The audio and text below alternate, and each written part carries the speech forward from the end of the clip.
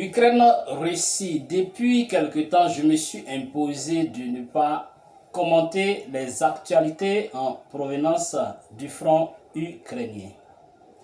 Pour trois raisons. D'abord parce que j'estime comme ça que voilà, il y a beaucoup de propagande autour de ce conflit.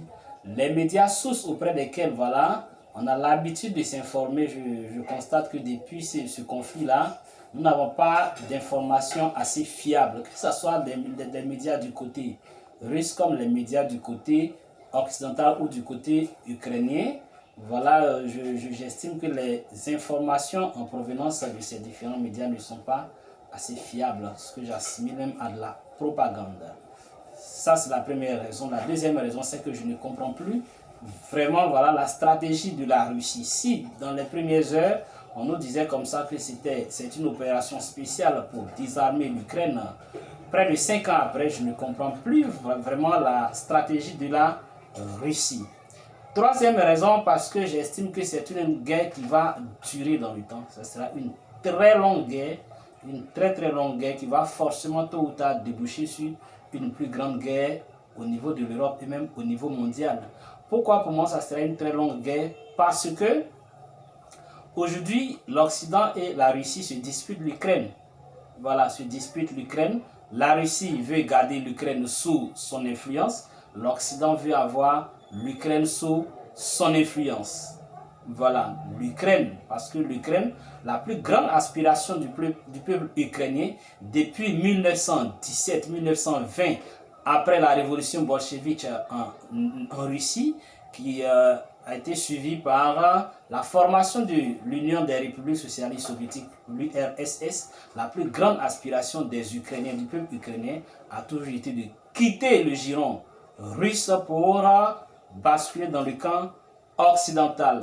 À tel point que même pendant la Deuxième Guerre mondiale, lorsque les troupes allemandes sont arrivées en Ukraine, les Ukrainiens se sont associés, ont accueilli à bras ouverts les troupes allemandes et ont combattu aux côtés de ces troupes-là contre l'Union soviétique, contre la Russie, pour espérer se libérer voilà, du joug de la Russie. Mais face au mauvais traitement qu'ils subissaient, que les Ukrainiens subissaient de la part des troupes allemandes, ils ont compris que voilà, mieux vaut être sous l'influence russe que d'être sous l'influence allemande qui sera encore plus grave pour eux.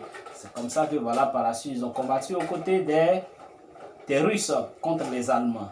Pour dire que les Ukrainiens se sont toujours associés, comme aujourd'hui, associés aux Occidentaux, aux adversaires de la Russie, parce que leur plus grande aspiration a toujours été de se libérer de la Russie. Voilà, et même peu importe voilà, la manière, peu importe les moyens, quitte même à s'associer voilà, aux ennemis de la Russie, pour atteindre cet objectif-là, ils sont prêts. Si bien qu'aujourd'hui, là où ils sont arrivés, voilà, c'est une chance unique pour eux pour atteindre cet objectif-là. Face au soutien qu'ils bénéficient de la part des Occidentaux, aujourd'hui où ils sont arrivés, ils ne vont pas renoncer. Ils ne vont pas renoncer, voilà. Et ça ira, la guerre va aller jusqu'à où ça va arriver. La Russie aussi, si jamais la Russie laisse l'Ukraine basculer dans le camp occidental, ça sera fini pour la Russie. Voilà, parce que la Russie déjà a commis beaucoup d'erreurs depuis 1990, 1989-90. Le président Poutine a toujours dit l'effondrement de l'Union soviétique a été la plus grande catastrophe géopolitique du XXe siècle.